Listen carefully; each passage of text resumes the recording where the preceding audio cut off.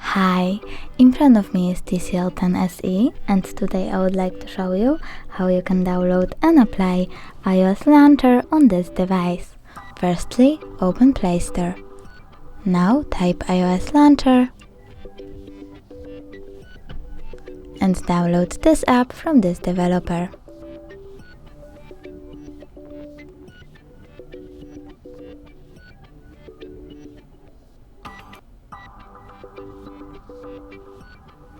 Then open it.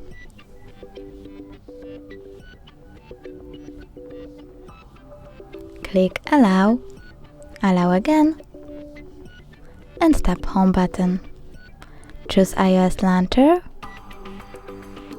and decide if you want to apply it just once or always. I will go for always.